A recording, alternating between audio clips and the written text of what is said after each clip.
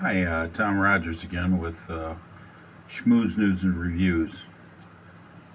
Amazing what happens when you have a afternoon off. Anyway, going back to May of 2018, I used to have a blog for the Times of Israel. I was getting so frequently censored, and I was frustrated, and I wasn't getting paid anyway. So I basically threw in the towel in 2020 and have just been making a living since then. I have met a lady, and hopefully we will be moving. I'll be moving on to other things in my life. But anyway, the recent demonstrations of Haredim have had in different parts of the country against serving in the military.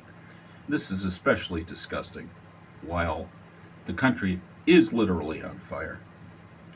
And you go back, and if you want to look on my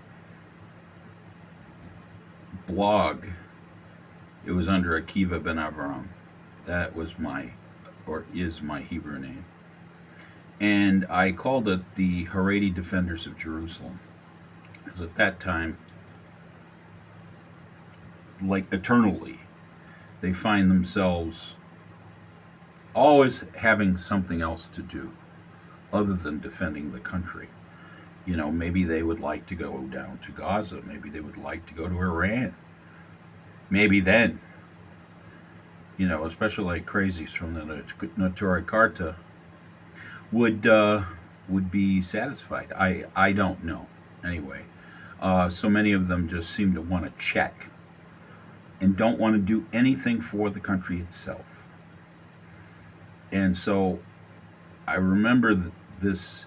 I had a picture of Haredim, Bell's Haredim, straight off the boat. I don't know, probably from a displaced person camp in Cyprus. And they had been given Sten machine guns to fight with. Now, the Sten was a cheap weapon for the British. They'd lost so much weaponry as they were evacuating France at Dunkirk that they had to very quickly make up for that. And the Thompson machine guns were very, very expensive. And so they came up with their own 9 millimeter. And the Sten was one of the very, very inexpensive, easily made. It was made in underground factories. The 9 millimeter ammunition was made, especially in a kibbutz. It was literally underground, under a laundry, if you can believe this. Where they were packing 9 millimeter parabellum. The weapon itself was prone to misfire. It was known as the plumber's nightmare because it had everything from bed springs to God only knows what in it. But anyway, here you have these Haredim. They don't even speak Hebrew. The language of command is Yiddish. And what were they defending? They were defending the part of Jerusalem which is now the it's the Museum on the Seine, and across from that was the former Mandelbaum Gate. Uh, Before the 1967 war, that was the checkpoint between Jordanian occupied East Jerusalem and the western part of Jerusalem.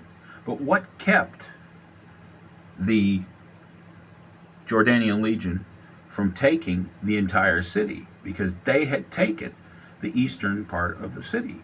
The other Arab armies were incompetent, they were untrained.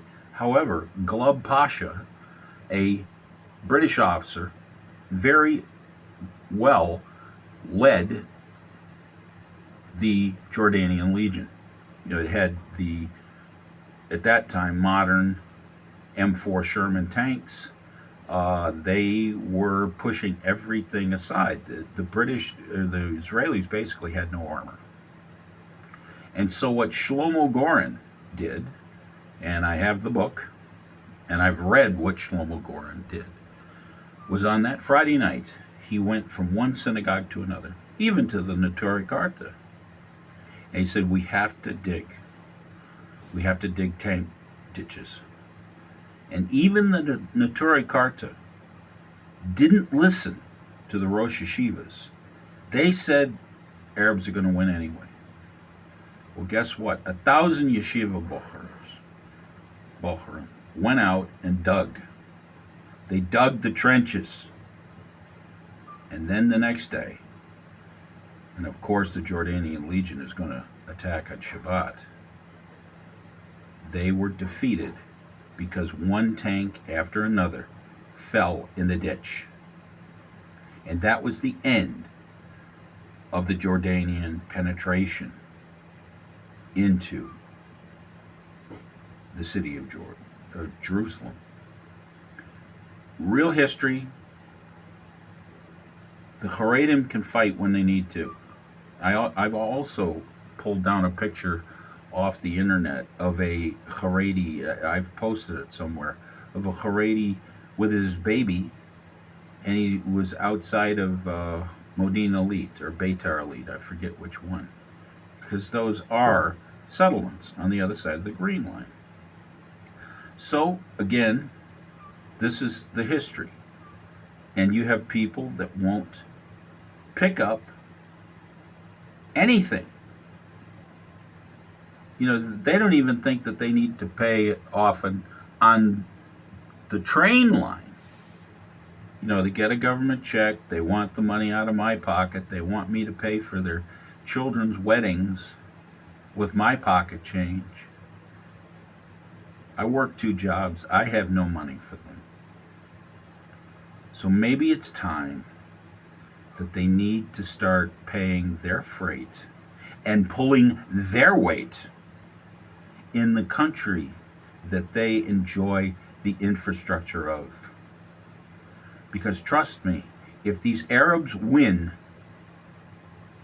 they will be dead. It will be October 7th all over again, but for the entire land of Israel. Anyway, thank you for your time.